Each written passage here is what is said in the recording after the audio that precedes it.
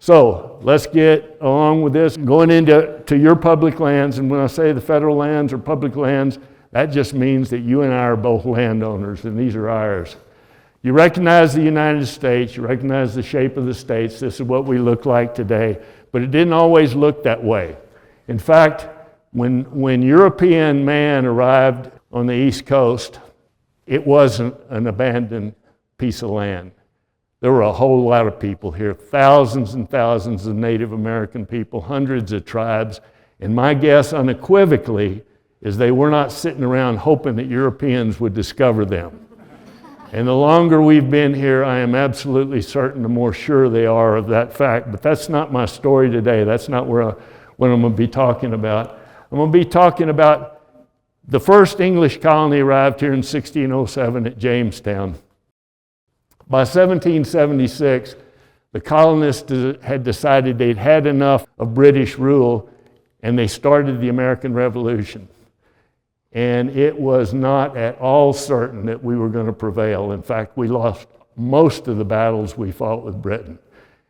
But at the same time we were fighting, they were meeting in Philadelphia with a group of men who were trying to figure out, if we are successful, how are we going to run this operation, this new country? And so they were trying to design the Articles of Confederation. And one of the biggest sticking points, perhaps the sticking point, was that the states of Georgia, South Carolina, North Carolina, Virginia, Connecticut, and Massachusetts, 6 out of the 13 colonies, claimed lands all the way to the Mississippi River. The other 7 said, that's a deal killer. Those belong to all of us, not just you, just because you claim them. So they negotiated that for a while, they argued about it for a while, and what they decided, number one, is that no state would exist until this document was signed, that these lands be considered as common property of the nation because they were wrested from the common enemy by the blood and treasure of the 13 states, meaning that all of us and from all these states died, were wounded, lost our homes, our treasures, everything else to win this. We all are going to own this. So that's what they did. And over the next few years, all these lands that became these states were ceded by the original 13 colonies all the way to the Mississippi River. So how did we get the rest of it? Well, this is what we won from Britain. In the Treaty of Paris in 1783, France, England, the United States, and actually Spain signed this treaty. England ceded all of this country here. So that was given back by the first 13 colonies became the first public lands that we all owned in common, or actually our ancestors owned at that time. The next big piece of it was the Louisiana Territory.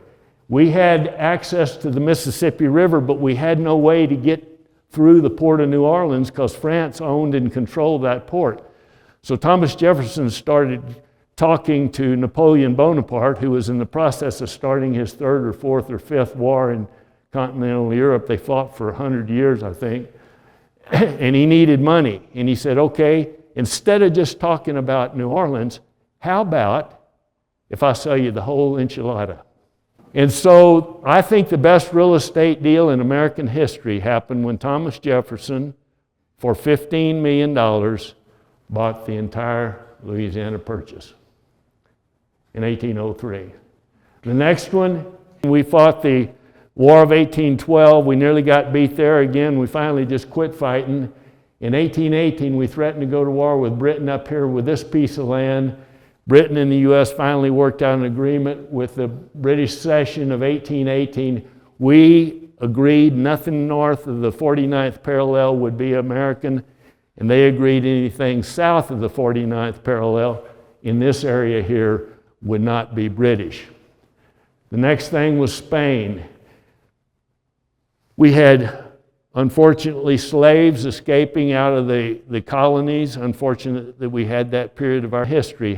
And Native Americans raiding into the colonies there. We told Spain, we're going to invade you if you don't fix this. Spain said, I'll tell you what, we owe you $5 million. How about we give it to you and we call the debt good? So for $5 million, we got East and West Florida, and this piece of disjunct Spanish land. I'm not sure exactly what those were or why they were there.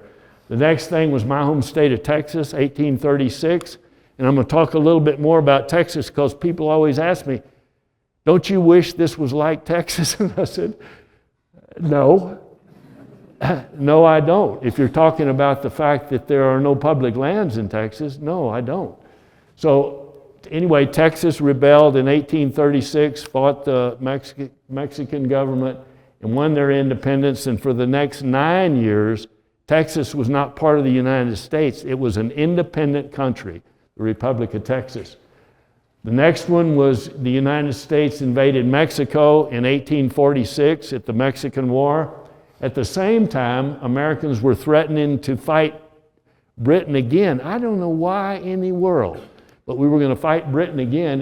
And you remember from your history the old term 54-40 or fight.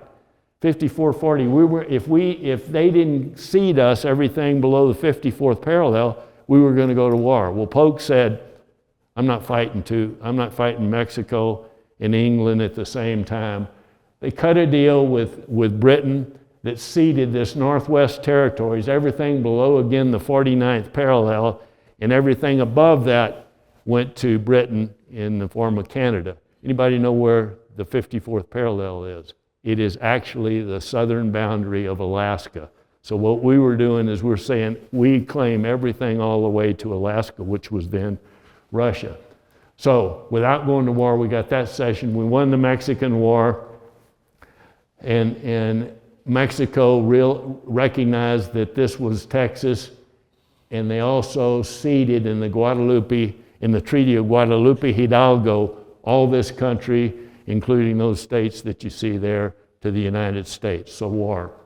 The next one was the Gadsden Purchase in 1853, and again we were threatening to go to war with Mexico because we were trying to build the southern link of the transcontinental railway through here, and we needed this land, so instead of going to war, we bought it from Mexico for $10 million. The next piece, probably the second best real estate purchase that we ever did, was buying Alaska from Russia for $7.2 million.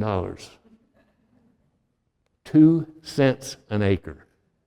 Pretty good deal. Russia wants it back. I don't think we're going to do that.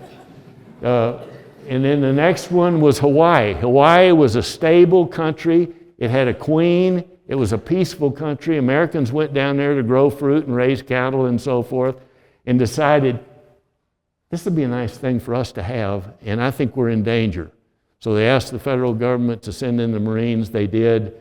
We actually just took over Hawaii and annexed it, and it became a territory. And the first governor of Hawaii was a guy named Dole.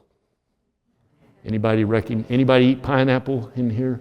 Dole. The next was in the Spanish-American War when we got the island of Puerto Rico in winning the Spanish-American War. And the last piece of land was the American Virgin Islands, which we bought from Denmark in 1917, just as we went into World War I. So, war, treaty, purchase, that's how we got all of these lands which we owned in common. Remember that I was saying that we got this in 1848 at the Treaty of Guadalupe Hidalgo. One of the things people talk about is we want our lands back. What was this country when the Mormon pioneers came into the Salt Lake Valley? It was Mexico. I guess we were immigrants into Mexico at the time. Kind of interesting thought.